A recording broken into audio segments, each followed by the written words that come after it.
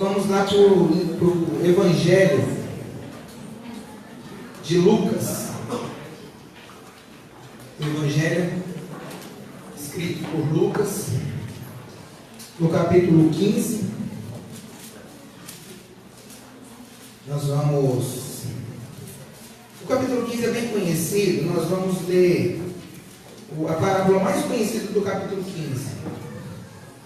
Mas eu queria que você, ou a pessoa passasse hoje, né? Eu vou correr, mas eu vou ficar só no texto. Então, às vezes, eu pedi só para você mudar um versículo ou outro. Mas eu vou me manter no capítulo 15. Tá, obrigado. Sentou, isso, por isso que eu não casou com você, né? Vamos lá. Lucas, capítulo 15. Hoje, vamos ler aqui. Está escrito assim, ó, continuou, versículo 11. Todo mundo entrou aqui? Amém. Lucas, capítulo 15, versículo 11. Está no 16. Isso. A lei disse mais e a minha diz continuou. Esse aí é qual? Almeida atualizada. Continuou. Certo homem tinha 2 filhos. O mais moço deles disse ao pai: Pai, dá-me a parte dos bens que me cabe. E ele lhes repartiu os haveres. Passados não muitos dias, o filho mais moço, ajuntando tudo o que era seu, partiu para uma terra distante. E lá ele dissipou todos os seus haveres, vivendo dissolutamente. Depois de ter consumido tudo, sobreveio àquele país uma grande fome, e ele começou a passar necessidade. Então, ele foi e se agregou a um dos cidadãos daquela terra, e este o mandou para os seus campos a guardar porcos. Ali desejava ele fartar-se das alfarrobas que os porcos comiam, mas ninguém lhe dava nada. Então, caindo em si, disse: Quantos trabalhadores de meu pai têm pão com fartura, e eu aqui morro de fome? Levantar-me-ei e irei ter com meu pai, e lhe direi: Pai, pequei contra o céu e diante de ti. Já não sou digno de ser chamado teu filho. Trata-me como um dos teus trabalhadores. E levantando-se, foi para o seu pai. Vinha ele ainda longe, quando o seu pai o avistou. E compadecido dele, correndo, o abraçou e beijou. E o filho lhe disse: Pai, pequei contra o céu e diante de ti. Já não sou digno de ser chamado teu filho. O pai, porém, disse aos seus servos: Trazei depressa a melhor roupa, vesti-o e põe-lhe um anel no dedo e sandália nos pés. Trazei também e matai o novilho cevado. Comamos e regozijemos, porque esse meu filho estava morto e reviveu. Estava perdido e foi achado. E começaram a regozijar-se. Ora, o filho mais velho estivera no campo, e quando voltava, ao aproximar-se da casa, ouviu a música e as danças. Chamou um dos criados e perguntou o que era aquilo. E ele informou: Veio teu irmão, o teu pai mandou matar o novilho cevado, porque o recuperou com saúde.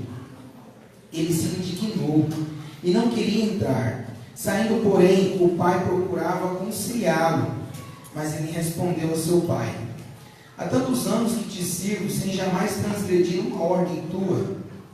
Nunca me deste um cabrito sequer para alegrar-me com os meus irmãos. Vindo, porém, esse teu filho, que desperdiçou os teus bens com meretrizes, tu mandastes matar para ele o novilho cevado. Então lhe respondeu o pai: Meu filho, tu sempre estás comigo, tudo que é meu é teu. Entretanto, era preciso que nos regozijássemos e nos alegrássemos, porque esse teu irmão estava morto e reviveu, estava perdido e foi achado. Pai, nós louvamos o teu nome. Obrigado por esse dia. Obrigado pela tua presença.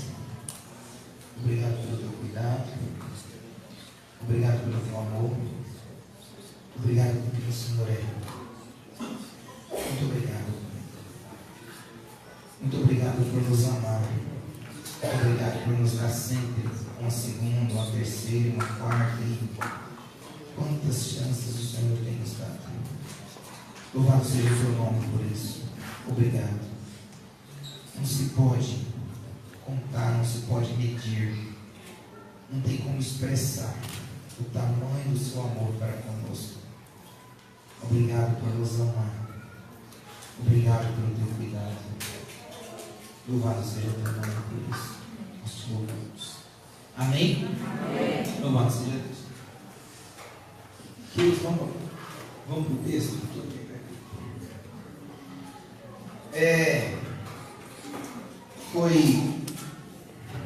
Eu quero agradecer. De fato, eu acredito que em tudo há um propósito.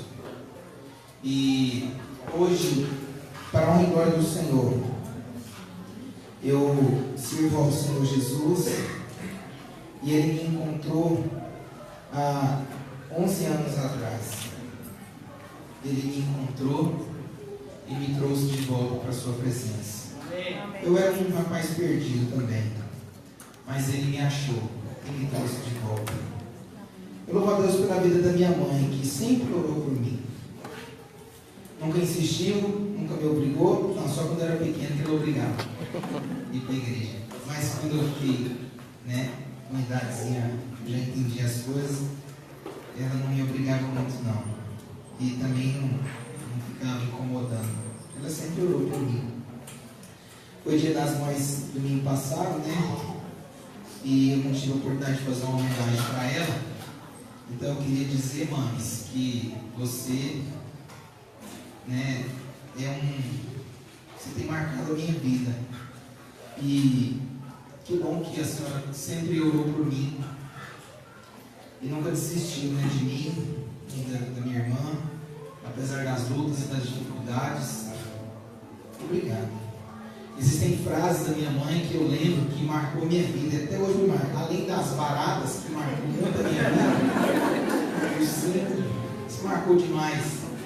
Mas existem frases que a minha mãe falou para mim que me marcou. E eu lembro de algumas delas. Eu lembro da minha mãe falar: volta aqui, senão você apanha. Eu lembro dela falar assim: pode correr, a hora que você voltar, a ataque é maior. Então assim, são palavras que marcam a vida da gente. Minha mãe sempre marcou. A minha mãe sempre foi bênção na minha vida. Então obrigado pelas paradas e por essas marcas, tanto nas costas como na mente. Que bom, Espero retribuir tudo na vida do meu filho. Eu quero fazer com ele tudo e dizer: foi tão bom, meu filho.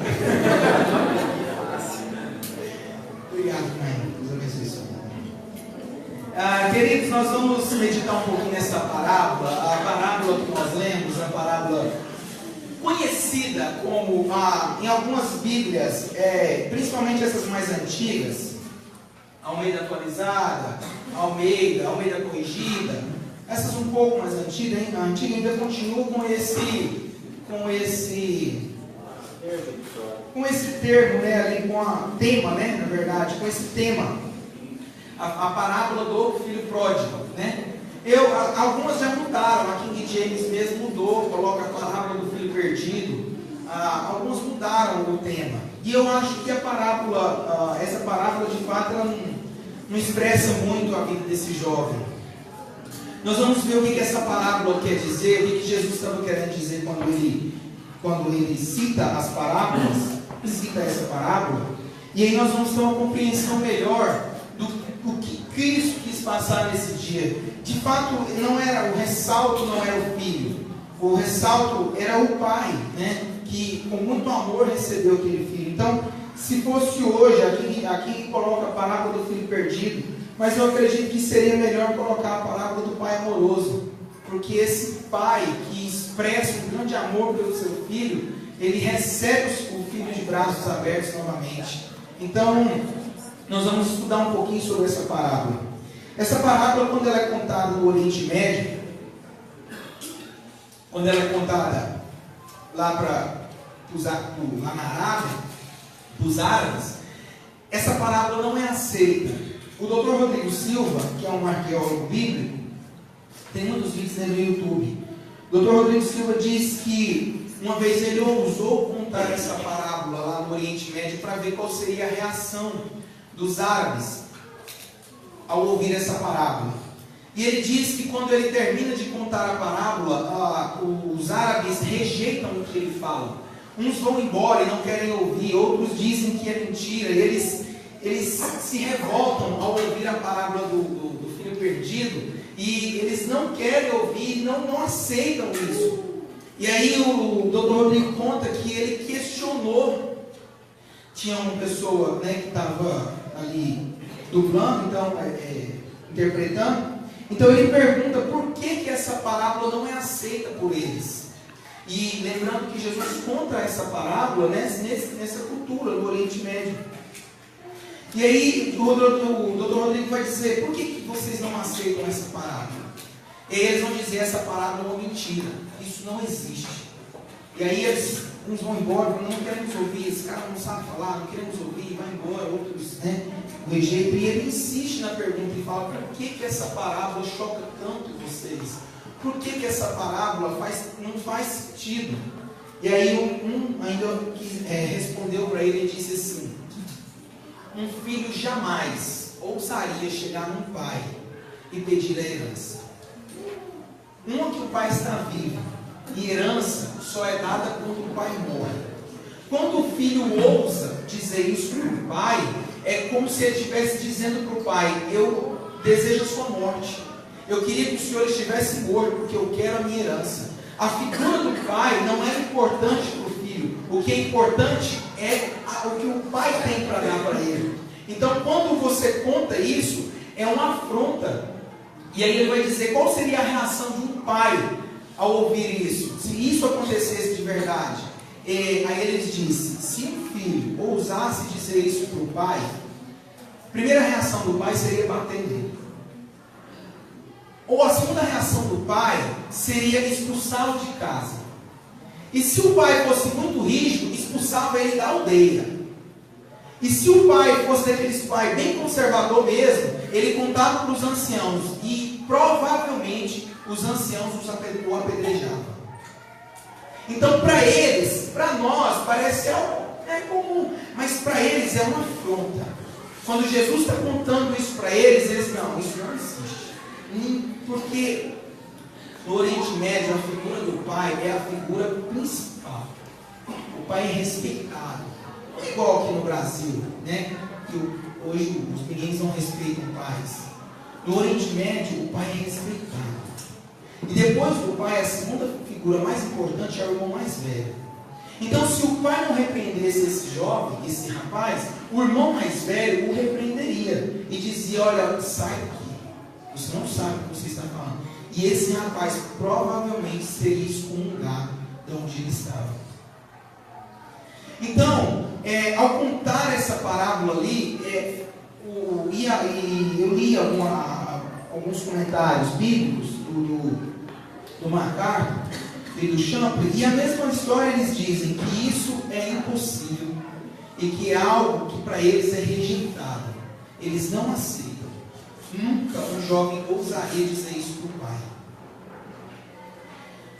Olha, aqui, como eu disse, parece que a figura do pai, ela está perdendo o seu valor.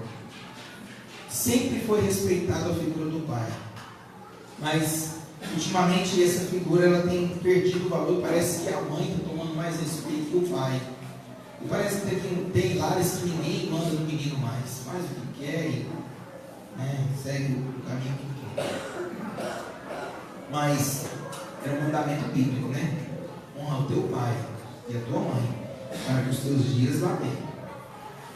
Agora, para a gente poder entender um pouco aqui essa parábola, vamos tentar imaginar aqui o que estava acontecendo. Vamos colocar aqui que um pai de família, um empresário hoje, aqui nos nossos dias atuais. Um pai de família muito rico, ele tem uma grande empresa e tem 2 filhos. O filho mais velho é muito dedicado ao pai. Ele vai para a empresa, ele acorda cedo, ele trabalha, todos os dias ele está lá, ele já está fazendo faculdade, né, para assumir os negócios do pai. É um rapaz responsável, um rapaz trabalhador. Mas esse pai, ele tem um outro filho, e esse outro filho não quer saber de nada. É o mais novo, é o caçula. Ele não gosta de trabalhar, ele não gosta de estudar, ele gosta de farra, ele gosta de festa, ele gosta de bagunça. E aí certo dia esse jovem, esse menino mais novo, chega no pai dele e fala: pai, eu quero a parte da minha herança. Eu já consultei um advogado, eu sou de maior, e eu tenho direito, eu quero a parte da minha herança. Sem questioná-lo, o pai vende uma parte da empresa, transforma em dinheiro, vende uns poucos bens, transforma em dinheiro e dá para esse jovem. Só de ouvir isso, a gente já fica pasmo, né? Como que um pai pode fazer isso? Sabendo que ele é um jovem que toda a vida foi perverso, toda a vida fez coisa errada. Sem questionar, o pai faz isso e vende a empresa e dá a parte do menino. O menino sai, gasta os seus bens, gasta a sua fortuna. A Bíblia vai dizer, no versículo 13, vai dizer que ele gasta dissolutamente. Essa palavra no grego quer dizer devassidão, imoralidade, perverso, orgias. Ele vai gastar a herança do pai com isso, com mulheres, com festa, com droga, né? Só de a gente pensar isso hoje acontecendo já choca. E aí esse jovem gasta todo o dinheiro da herança, onde ele está, começa a passar dificuldade e resolve voltar para casa. Quando ele volta para casa, para a empresa, ele vai dizer: pai, eu queria trabalhar para o senhor, eu queria ser o seu empregado. O pai, ao vê-lo, ele diz: vamos fazer uma festa. Meu filho voltou. A partir de hoje, ele faz uma reunião e fala: a partir de hoje, ele é o gerente da empresa. A partir de hoje, esse menino é para dar um carro executivo para ele. Manda comprar um carro executivo, é para dar um carro executivo para ele. É para colocar ele como gerente da empresa. Se fosse hoje, isso acontecesse, se você fosse o irmão mais velho, qual seria a sua reação? Você consegue imaginar? A nossa reação seria a mesma desse camarada. Porque o irmão não vale nada. Além de ele pegar toda a herança e acabar com tudo, quando ele volta, em vez do pai bater nele, em vez do pai castigar ele, em vez do pai excomungar ele, o pai fala o seguinte: dai-lhe vestes novas, um anel no dedo, né? E coloca limpa uma garota, dá um banho nele, coloca um anel no dedo dele, dá umas vestes novas para ele. O pai está falando para ele: você ainda é meu filho.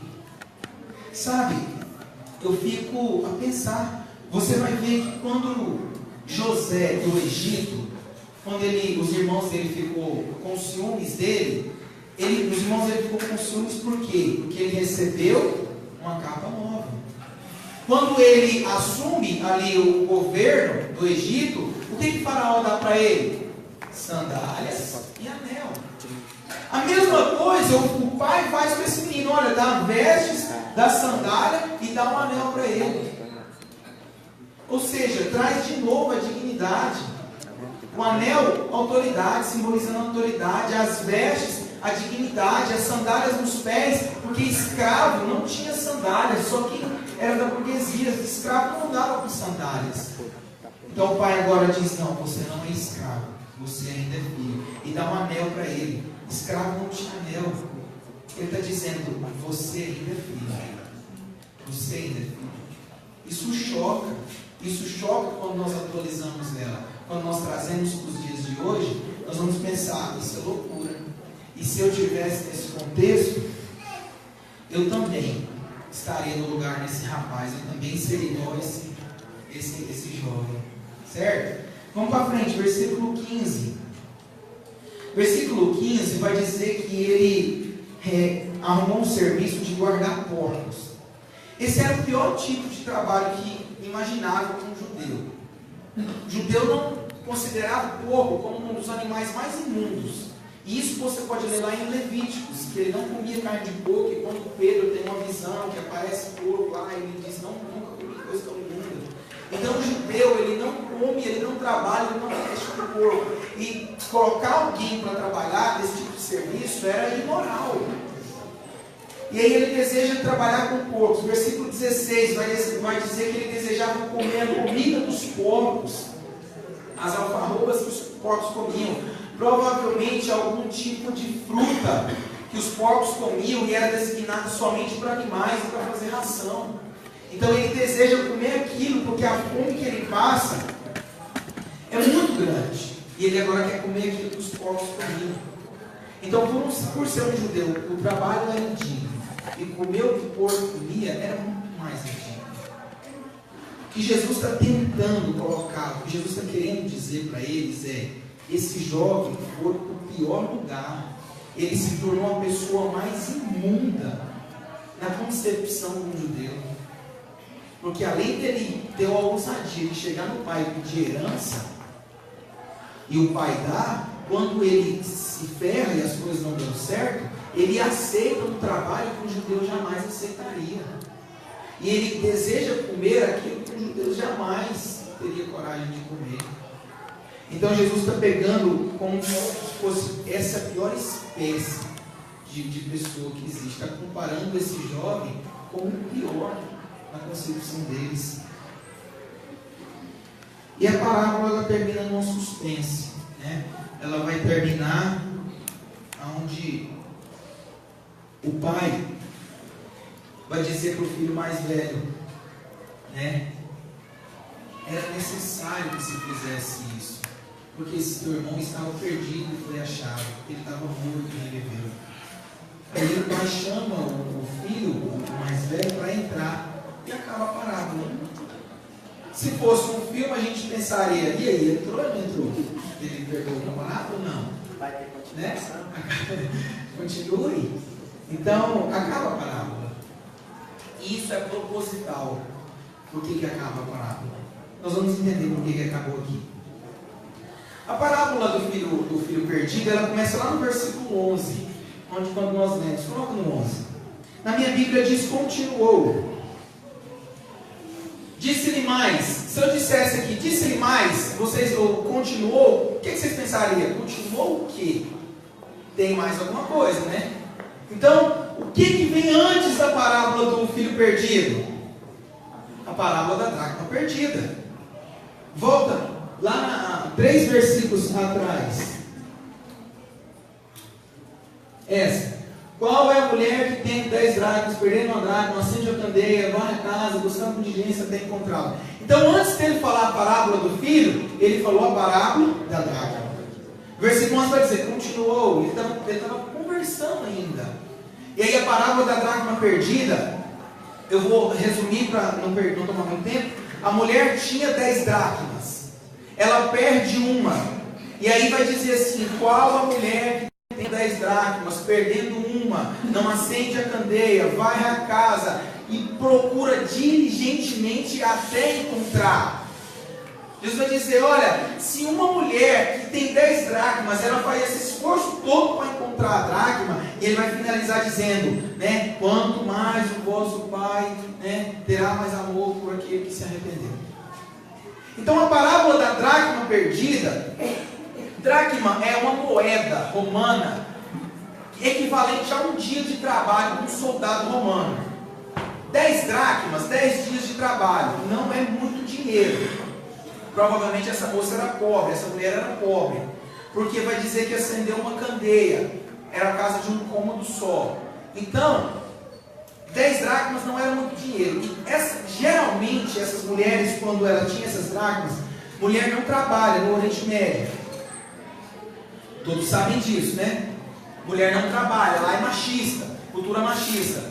Então, essa mulher, quem deu essas dracmas para ela? Provavelmente ela recebe as 10 dracmas do seu pai. Quando a moça estava prestes a casar, o pai juntava um pouco de moeda, o quanto que ele tinha, né, e dava para a moça.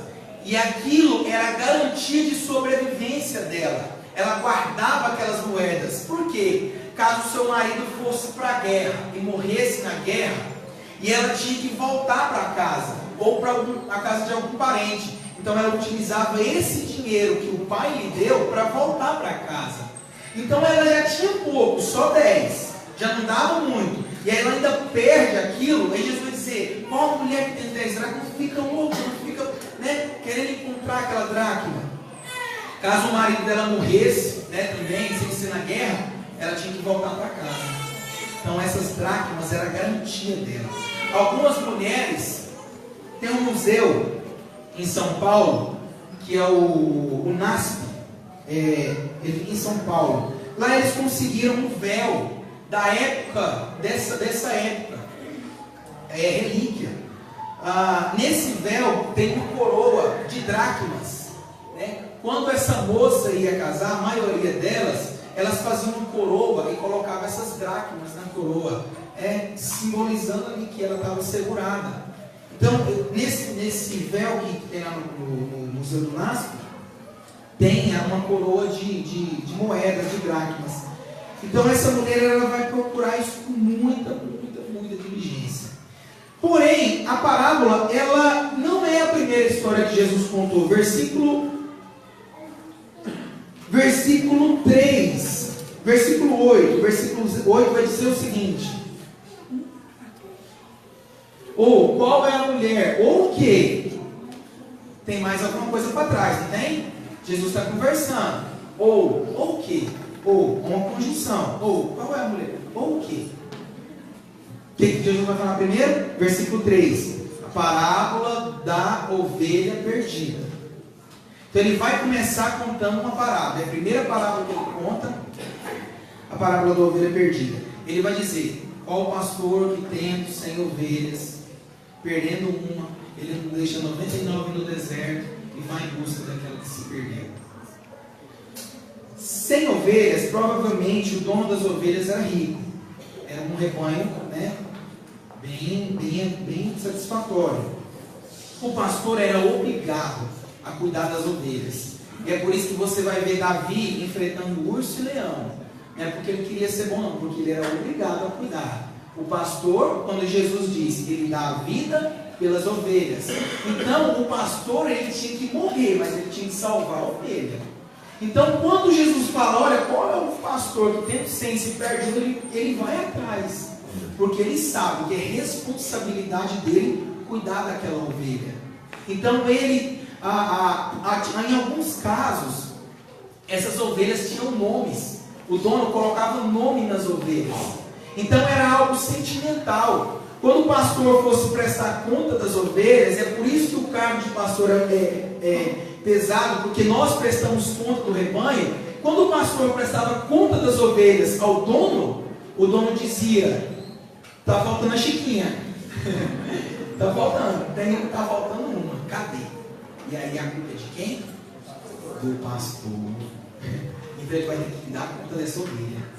E aí Jesus vai dizer: qual que é o pastor que tem 100, ele está cuidando de 100, mas se perde uma, ele deixa 99 no deserto e ele vai atrás de uma. Ele termina a parábola dizendo a mesma coisa que ele diz nas outras 2 parábolas: assim também o vosso Pai terá mais alegria no céu por um pecador que se arrepende. Percebe que nas 3 parábolas, da ovelha, da dracma e do filho, nas 3 parábolas está todo mundo perdido. Tem ovelha perdida, tem dracma perdida, tem filho perdido. Então o tema da nossa mensagem hoje é perdidos. Então nós vamos entrar na mensagem. O tema da nossa mensagem, para você memorizar, significa perdidos. O nome é perdidos. Eu coloquei esse tema, mas quando você for ler, pode. Não é obrigatório você colocar aí. Primeiro ponto que nós observamos é: quem está perdido? Quando Jesus vai dizer as 3 parábolas, cada parábola vai ter um simbolismo. Cada parábola vai apontar para alguém. Cada parábola vai apontar para algo. Na parábola da moeda perdida, da dracma perdida, dracma, sabe que está perdido? Uma moeda?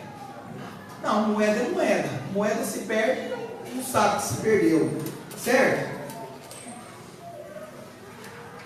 Ovelha, sabe que está perdida? Ovelha sabe, não. Um cachorro, quando ele cai de mudança, de um caminhão da mudança, ele sabe que ele está perdido, não sabe? Fica louquinho, né? Então um animal que se perde, ele tem noção que ele se perdeu ali do dono, né? Eu tinha um cachorro que ele saía para a rua, mas ele voltava para casa. Então assim, ele sabe onde é a casa dele, ele sabe. Era só abrir o portão, ele sumia, depois ele voltava. Ele sabia que ele tinha que dormir, né? Então animal, ele sabe que está perdido. Ovelha, a Bíblia não vai dizer que a ovelha conhece a voz do seu pastor? Então a ovelha sabe, ela sabe quem é o pastor. Então, a ovelha sabe que está perdida. E os dois filhos, sabem que estão perdidos?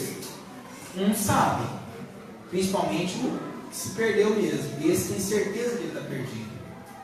Agora o outro, ele não tem tanta certeza assim.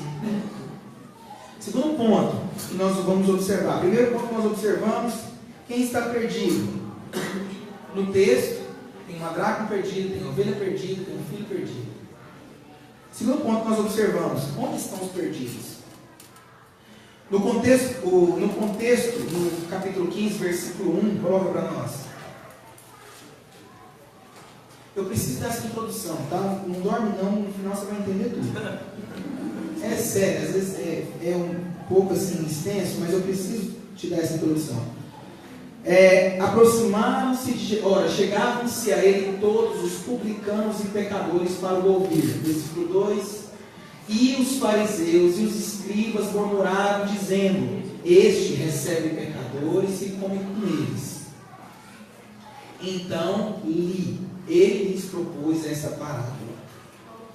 O contexto de todas as parábolas é esse, capítulo 15, versículo 1 e 2. Publicanos e pecadores se chegavam a Jesus Cristo. Os fariseus, que se achavam santos demais, diziam: não, esse cara não vem de Deus, porque ele se assenta com publicanos e pecadores. Nesse contexto, um fariseu jamais se assentaria com um publicano, jamais se assentaria com um pecador, jamais uma prostituta se chegaria perto de um fariseu, jamais um bêbado chegaria perto de um fariseu. Eles não, nem com a própria mulher eles andavam na rua. Eles eram altamente rigorosos. Então, quando ele vê Jesus sentando, almoçando, comendo com esse pessoal, ele diz: não, esse cara, não, ele não é de Deus, esse cara. Queridos, por que Jesus não se tornou rei? Embora em alguns momentos eles queriam colocar como rei, justamente por isso, porque ele se assentava com os mais desprezados, porque as pessoas que ninguém queria contato eram as pessoas que Jesus andava. Então, por causa disso, eles rejeitavam Jesus e rejeitavam os ensinos de Jesus. Você pode ver que quem se juntava a Jesus era mais pobre, pessoas de classe baixa, pessoas desprezadas, um ou outro, né, como o Zaqueu, resolve se juntar a Jesus, poucos. Então, no contexto, Jesus é rejeitado. Então, no capítulo 1, no versículo 1, ele está reclamando porque ele está juntando com essas pessoas. No versículo 2, ele vai dizer, olha, né? Coloca o versículo 2. Os fariseus murmuraram, dizendo: esse recebe pecadores, eles rejeitam. Quando ele fala isso, Jesus coloca as 3 parábolas. A parábola da ovelha perdida, a ovelha ela sabe que está perdida. A parábola da moeda perdida, moeda não sabe que está perdida. E a parábola dos 2 filhos, um perdido fora de casa e o outro perdido dentro de casa. Resultado da parábola do filho pródigo: os 2 estão perdidos. Um está perdido porque foi fora, o outro está perdido dentro de casa. Acho que não está, mas está. Jesus vai mostrar isso mais à frente. O irmão mais velho, ele é hipócrita. Por quê? Porque ele também recebe a herança. Coloca o versículo 12. Quando o pai distribui a herança, o pai não dá a herança só para o filho pródigo, só para o filho mais novo. O pai dá a herança para os 2. Os 2 recebem a herança.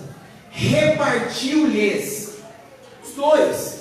Em algumas outras bíblias vai dizer: e lhes deu a herança. Então, tanto o mais novo quanto o mais velho que fica em casa, os 2 recebem a herança. Os 2 estão recebendo o benefício do pai. Só que o irmão mais velho, ele se acha melhor do que o irmão mais novo. Ele é hipócrita. Porque quando o irmão mais novo chega, ele despreza aquele irmão e ele vai dizer lá no versículo 30: este teu filho gastou o seu dinheiro com as meretrizes, gastou o seu dinheiro com orgias e tudo. E ele vai dizer: olha, ele não é digno, mas eu sou digno. É como se ele tivesse dito: olha, ele não é digno de perdão, mas eu sou digno. Então ele é hipócrita, ele acha que ele é melhor que o irmão dele porque ele não seguiu o mesmo caminho. Mas da mesma forma ele é um hipócrita. Da mesma forma ele está perdido e não sabe. E tem uma frase que diz assim: Deus é menos ofendido pela sinceridade de um pecador do que pela hipocrisia de um santo, de alguém que se diz santo. Terceiro ponto: quem está à procura dos perdidos? Versículo 20: o seu pai o avistou. Está claro que o pai estivera aguardando ansiosamente a vida do filho que tinha ido embora. O pai estava ali, o seu pai de longe ele viu o filho. Versículo 22: coloca a melhor roupa. A melhor roupa era reservada só para os convidados de honra. Coloca um anel, um símbolo de autoridade. Coloca sandália nos pés. Escravo não usava sandália. Matou um novilho gordo, o melhor novilho que ele tinha, que era reservado para as ocasiões solenes, só para festas, importantes, especiais. Então, quer perdido dentro e quer perdido fora, os dois estão perdidos. Tanto um como o outro. Ninguém está salvo pela palavra. Deus quer salvar com o mesmo empenho aquela pessoa que você mais odeia, assim como Ele te salvou. Às vezes a gente olha para umas pessoas e pensa: esse merece um inferno, essa pessoa não é possível. Deus ama aquela pessoa com a mesma intensidade que Ele te amou quando Ele te alcançou. O amor de Deus, ele não é menos para um e mais para outro, não. O amor de Deus, ele é um só. Ele ama tanto aquele que é pedófilo, porque eu acredito, na minha concepção, o pedófilo é um dos piores crimes. Mas Deus ama o pedófilo da mesma forma que Ele ama o pastor. Da mesma forma que Ele ama aquela pessoa que nasceu no berço evangélico. O amor de Deus para com todos é um só. Quando Cristo morre na cruz é para todos. Então a intensidade do amor de Deus é uma só. Ele ama o perdido, Ele ama aquele que não acha que está perdido, Ele ama todos. Jesus começa a parábola chamando os fariseus para comemorar, e Ele termina a parábola chamando o irmão mais novo para comemorar. E é por isso que nós dizemos: quarto, todos nós estamos perdidos. Quando eu olho para Lucas 15, eu estou vendo pessoas perdidas, ovelha que sabe que está perdido, por algum momento se perdeu do rebanho e saiu fora. Quando eu olho para outra parábola, eu estou vendo uma moeda que está perdida dentro de casa. A ovelha está perdida, saiu do rebanho. A moeda está perdida dentro de casa, está dentro de casa, se perdeu. E quando eu olho para a parábola do filho pródigo, eu vejo uma pessoa perdida fora de casa, que sai, e eu vejo outra pessoa perdida dentro de casa, que acha que está bem. Queridos, Paulo disse assim que não há nenhum justo sequer. E quando eu e você olhamos para essas pessoas que estão lá fora e julgamos elas pelas suas atitudes erradas, é como se eu e você estivéssemos assumindo o papel desse irmão mais velho. Estivesse juntando aqui o paletó e dizendo: eu não tenho coragem de fazer isso. Ele é perverso.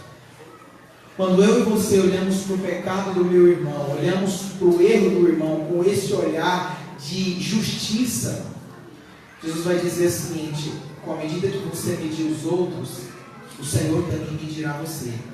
Com a justiça que você julgar os outros, o Senhor também julgará você. Então eu queria chamar a nossa atenção para que nós olhássemos para essas pessoas que estão em um estado hoje, seja ele pior do que o nosso, e dizer: eu também fui um perdido. Nosso olhar deveria ser de amor e não de condenação. Às vezes nós olhamos para uma prostituta, ou para um drogado, ou para uma pessoa, um pedófilo, como eu disse, ou um estuprador, e nós nos achamos melhores, porque o cargo a função, essas funções aí de se prostituir, ela é desprezada por todos. Mas muitas prostitutas estão lá, não foi porque ela não tinha nada para fazer, não foi porque algumas não tiveram opção, algumas foram molestadas quando criança, algumas tentou arrumar emprego e não conseguiu e seguiu o caminho da prostituição, outras o pai violentou, o padrasto violentou e por isso ela tomou aquele rumo. Então, antes da gente julgar alguém, nós deveríamos procurar entender aquela pessoa. E a nossa atitude deveria ser a atitude do pastor que vai atrás. A nossa atitude deveria ser a atitude do pai que recebe com amor. Não a atitude do filho que acha que é bom demais e julga aquela pessoa. Não deveria ser essa atitude. Às vezes a gente se acha melhor do que as pessoas, só porque as pessoas não cometeram o mesmo pecado que eu. Porque ela não errou da mesma forma que eu errei, então eu sou melhor do que ela. E aí a gente se acha no direito de julgar aquela pessoa. A gente se acha no direito de exortar, de humilhar e de falar mal. Queridos, eu tenho aprendido muito com o Senhor nesses dias de trabalhar com pessoas, que o Senhor tem nos dado essa oportunidade de trabalhar com pessoas. E uma coisa muito importante que eu aprendi foi ser tolerante. Eu aprendi a ser tolerante, eu não era tolerante. Quando alguém errava, eu era como o meu antigo pastor. Eu dizia disciplina, 3 meses de prova, 6 meses de prova.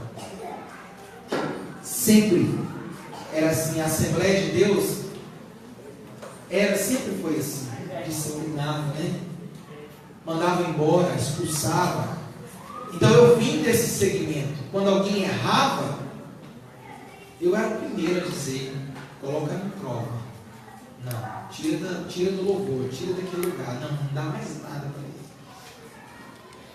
É engraçado que o Senhor, Ele nos ensina, Ele é pedagogo, e Ele nos ensina na prova. E aí, algumas vezes eu também errei. E nessa caminhada com Cristo, várias vezes eu pensei em desistir. Vários pecados que eu condenava, eu pequei. Várias coisas que para mim era horrível, eu também fiz. E eu chegou um tempo que eu queria de fato desviar. Foi quando eu vim para mover do Espírito, ainda era mover do Espírito. Eu já me considerava desviado. Porque eu julgava muito, condenava muito, e quando foi comigo eu não suportei. Deus me mostrou que isso todo ser humano faz. E aprendendo com Ele, eu pude perceber que nós precisamos ser mais tolerantes com as pessoas. Nós precisamos amar mais essas pessoas. Nós precisamos carregar ele no colo, porque o pastor que deixa as 99 e vai em busca de uma, ele traz no ombro. A Bíblia fala, coloca no ombro e traz com alegria. Encontrei a ovelha que se perdeu. Ele traz com alegria. A mulher que perde a moeda, quando ela encontra, a Bíblia diz que ela reúne as amigas e faz uma festa e diz: encontrei a minha moeda que se perdeu. Um pai que o filho vai embora e gasta todo o dinheiro dele, quase coloca a empresa dele à falência por causa da negligência dele. Quando o filho volta, ele diz: vamos fazer uma festa porque o meu filho voltou. Olha o amor de Jesus se expressando nas 3 parábolas. Olha o amor de Cristo, ele comparando. E aí você pode dizer: por que Jesus conta essa parábola? Porque ele está em uma casa onde publicanos e pecadores o recebem, e aonde os santos estão desprezando ele. E aí ele vai contar 3 parábolas. Ele vai dizer: olha, eles realmente são perdidos, mas vocês também estão perdidos. Vocês acham que não são. Vocês é como uma dracma. Vocês acham que não está perdido. Está dentro de casa, mas está perdido. Vocês é como o filho mais velho. Vocês se acham bons, mas também está perdido. Qual é a atitude do filho mais velho? Você nunca me deu um cabrito para celebrar. Ele vai dizer: tudo que é meu é seu. Ele era filho também. e não desfrutava do que o pai tinha. Ele também era filho, mas não tinha alegria de ser, e não desfrutava. Jesus vai dizer: tanto eles como vocês, todo mundo perdido. Ele finaliza as 3 parábolas dizendo: haverá mais alegria no céu por um pecador que se arrepende do que por 99 que se perderam. Quando ele compara com a ovelha, quando ele compara com as dracmas, haverá mais alegria no céu por um pecador que se arrepende do que por 10 que se perderam. Haverá alegria no céu. Quando o filho é encontrado, ele diz: haverá alegria no céu por um pecador que se arrependeu. Amém, Jesus. Queridos, não tem pecado que Deus não perdoa. Não existe erro que Deus não perdoe. Não tem nada que você possa fazer, de mais pecaminoso que seja, que Deus irá dizer não. A não ser a blasfêmia, né, contra o Espírito Santo, mas eu acredito que essa poucos crentes vão cometer. A não ser a blasfêmia que Jesus disse, nada. Não tem pecado. O sangue de Jesus lavou todos os seus pecados.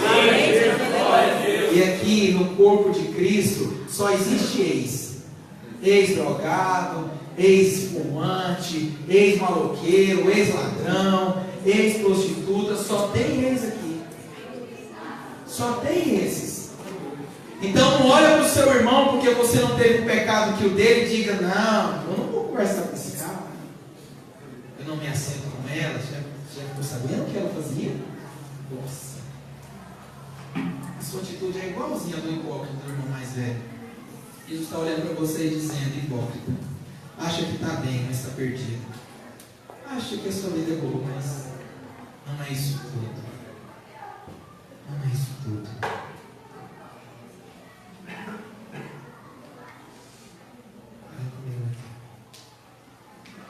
Queridos,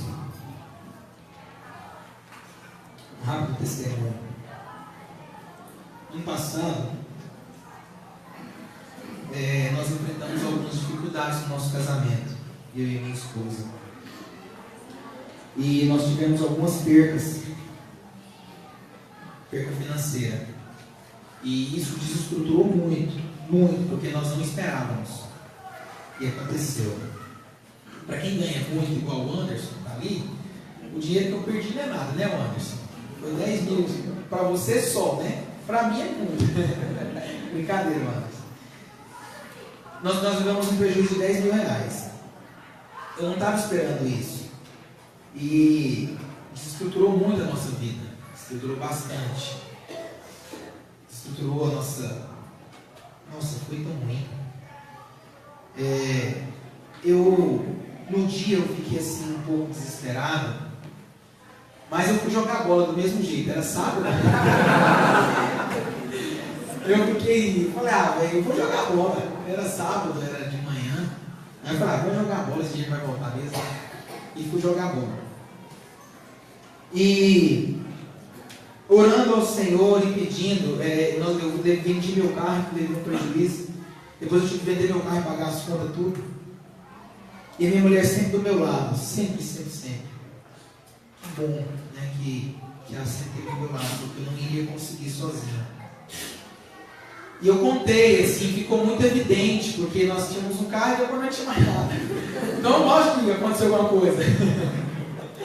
Então, ficou muito evidente, né, que alguma coisa aconteceu. E aí eu contei a algumas pessoas, o que aconteceu? Algumas pessoas perguntavam, né, e eu contava. E bem poucos, né, davam uma palavra de conforto, davam uma palavra de ânimo. Alguns diziam: nossa, velho, você caiu nesse golpe? Como que você é burro? Não é possível que você fez isso. Não acredito. Olha, eu contei essa história com meu pai e eu pensei que ele ia me bater no dia. Ele ficou com tanta raiva. Falou: rapaz, você é muito burro. Não vai ser fazer isso. Grilou e xingou. Eu falei: peraí, brother, que dinheiro que vai estar bom aí. Estou só te contando o que está acontecendo. E eu contei para algumas pessoas, a maioria, né? Eu levava muito na esportiva. Eu não sou de ficar murmurando, não tenho bora, errou, vambora, lá na frente a gente conserta.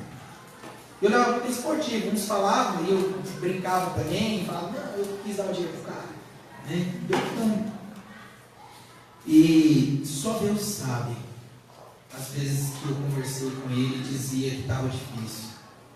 Só Deus sabe, às vezes que eu aqui estava tranquilo, em casa estava tranquilo, mas quando eu orava, eu dizia, está complicado, eu não sei se vou orar contra não. Mas quando eu saía da oração, eu tratava a célula como se nada tivesse acontecido, a minha esposa, todo mundo. Mas quando eu ia para a oração, eu rasgava o véu, ali eu urrava mesmo.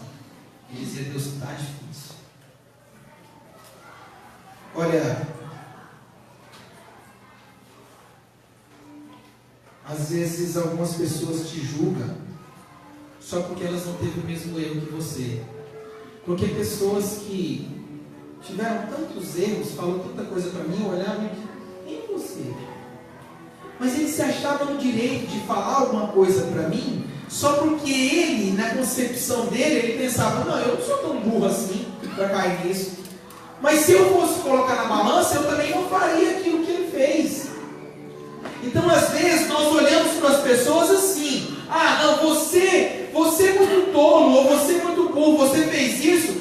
Eu nunca, essa consciência, faria isso. Mas se nós for olhar o outro lado, talvez o que ele faz também, você também nunca faria. Então o que nós deveríamos fazer quando a gente souber que um ou outro está passando por uma dificuldade, não é julgar, não é humilhar, não é falar, é dizer, olha, infelizmente aconteceu, mas eu estou contigo, vamos juntos, a gente vai passar.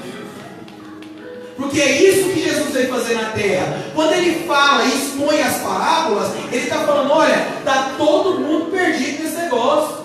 Alguns estão achando alguma coisa, mas não é nada. Alguns estão se achando que é muito bom, mas está perdido do mesmo jeito. Outros já assumiram que estão perdidos, como é o filho mais novo. Mas outros nem assumiu. Então, na balança da nossa justiça, em alguns momentos eu sou mais santo que o meu irmão, porque ele cometeu um pecado que eu jamais cometeria.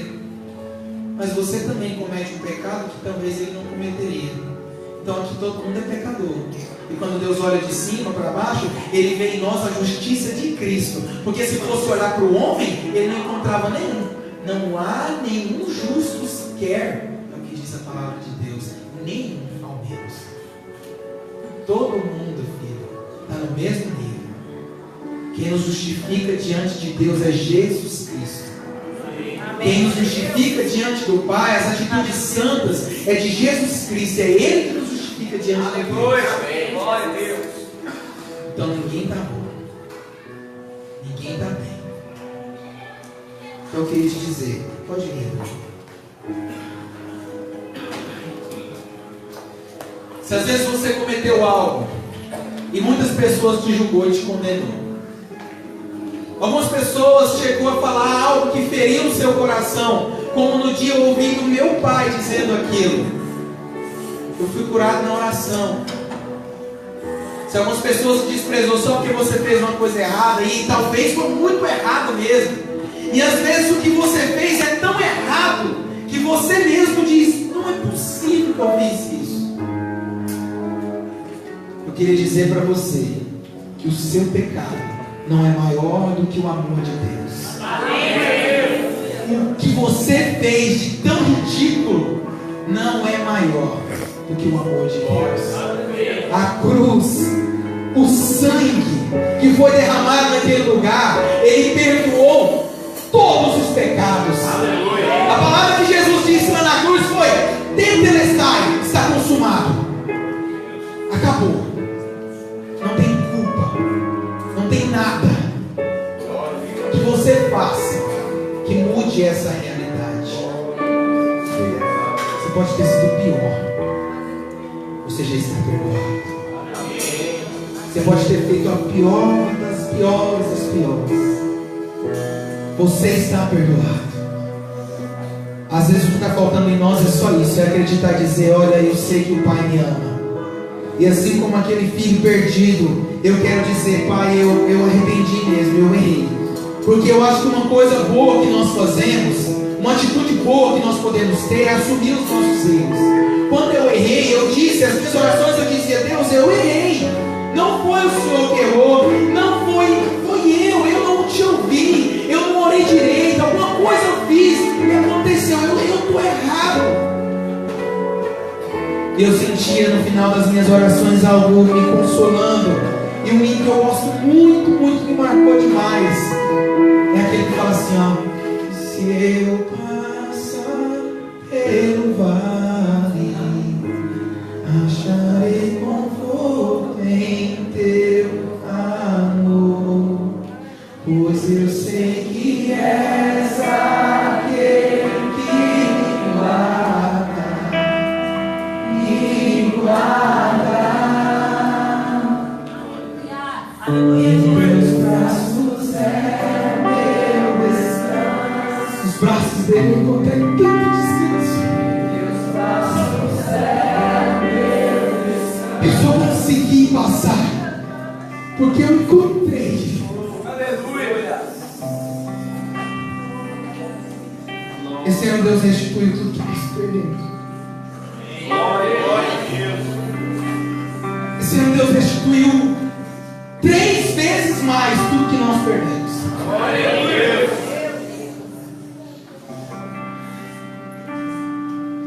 Eu consegui pagar tudo que eu devia. Glória a Deus. Tudo. Eu consegui quitar todas as minhas contas. Eu consegui comprar um carro. Semana que vem vocês vão ver ele aí.